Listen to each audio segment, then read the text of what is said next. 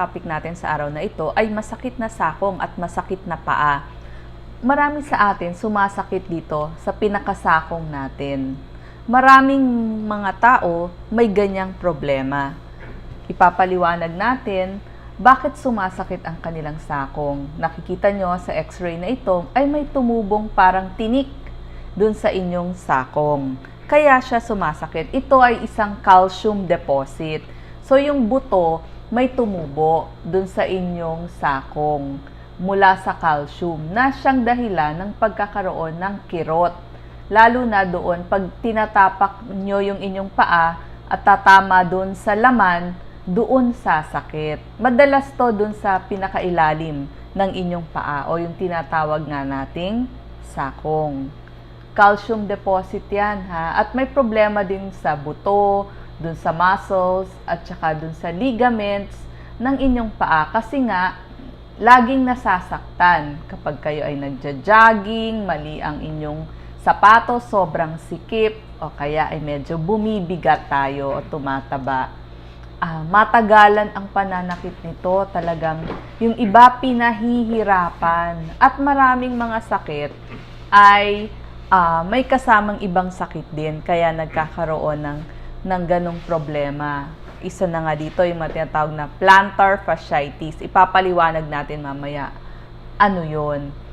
May mga risk factors o dahilan bakit mas sumasakit ang ating sakong, gaya ng maling paglakad. Bakit mali ang paglakad? Kasi walang arch dun sa inyong paa. Mamaya ipapakita din natin yung itsura ng flat foot o masyadong diretso o flat ang inyong talampakan.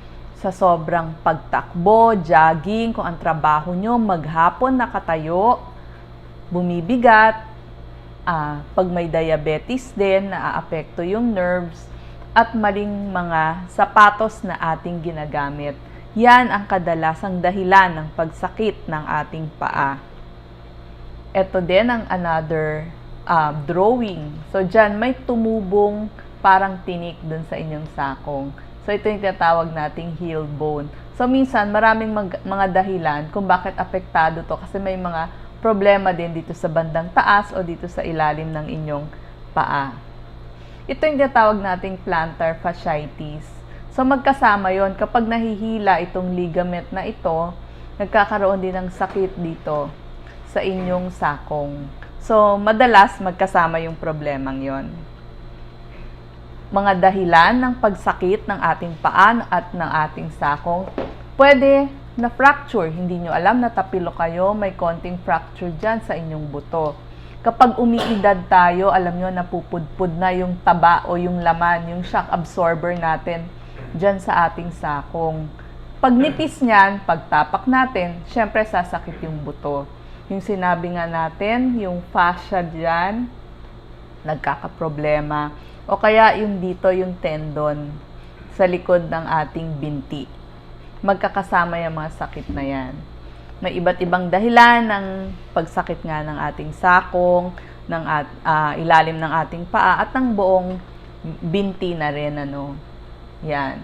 Pwedeng may arthritis, problema dun sa mga tendon. Pinakita lang natin kung ano yung mga iba't ibang dahilan. Yan. Kasama nga, plantar fasciitis. Ito yung madalas dahilan, yung bone spurs na tinatawag na fracture, at saka mga arthritis, o kaya ay numinipis dun sa ilalim dahil sa pag-edad. Nawawala yung cushion o yung shock absorber ng ating paa. Ang plantar fasciitis, dito buong paa naman yung kanyang sumasakit, pero pareho ang pagsakit ng heel spur tsaka ng plantar fasciitis, yung pagsakit ng sakong.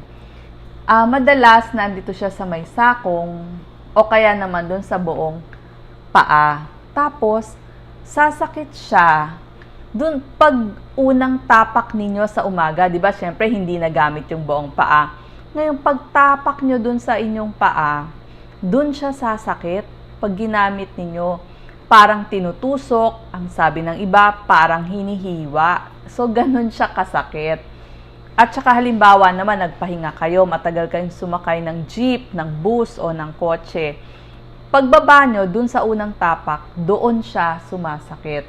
at saka yung mga matagalang nakatayo dahil nga pudpud na yung ilalim ng kanilang sakong, sumasakit na din.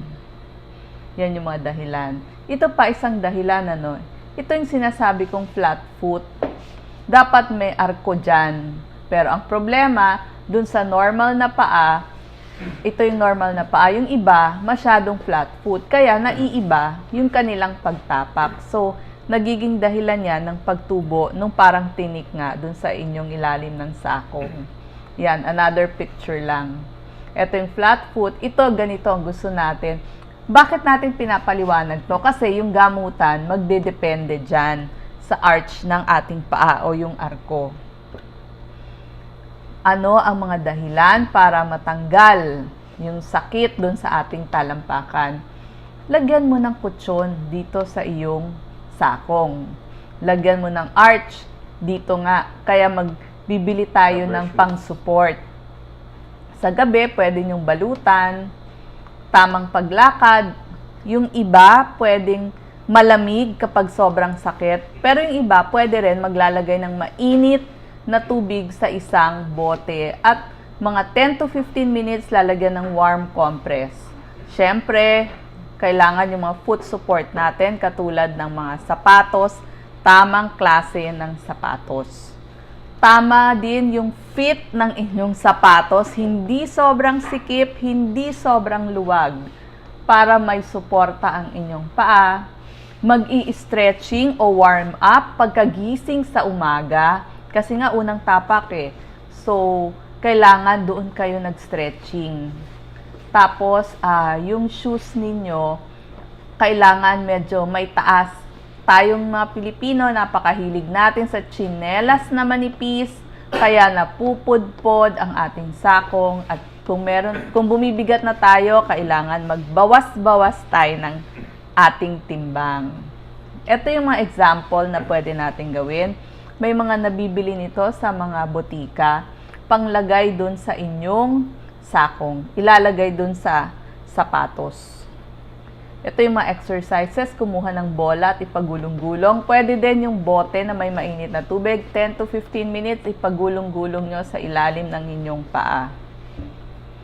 Ito yung stretching na sinasabi ko. Upo kayo, tapos iikot-ikot ang inyong paa pagdating ng umaga kapag bagong gising, para bago nyo itapak, nakapag-stretching na kayo, o bago kayo mag-running, mag-jogging, mag-exercise, gawin nyo yan. Up and down. Oo.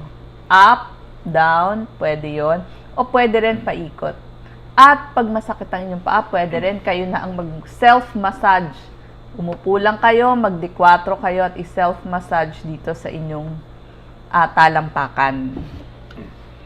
Lagi nating sinasabi, ang rubber shoes ang pinakamagandang sapatos na pwede nating suotin. Bakit? May arch support yan, malambot, nabibend.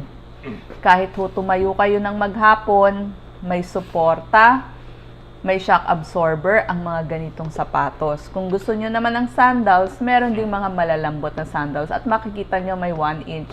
Halos 1 inch. Ayaw natin yung flip-flops natin na sobrang nipis kasi parang nakasayad ka na talaga sa simento na ubod ng tigas. Tsaka nakikita nyo malambot dito. Saan makakabili niya, Doc Lisa? Ito, punta lang kayo sa mga, alam ko medyo mahal, pero sa mga department store, hindi ho sa sinasabi ko. Pero sa SM, nakita ko marami ng mga ganyang sapatos. Piliin lang natin yung malambot tsaka nabibend.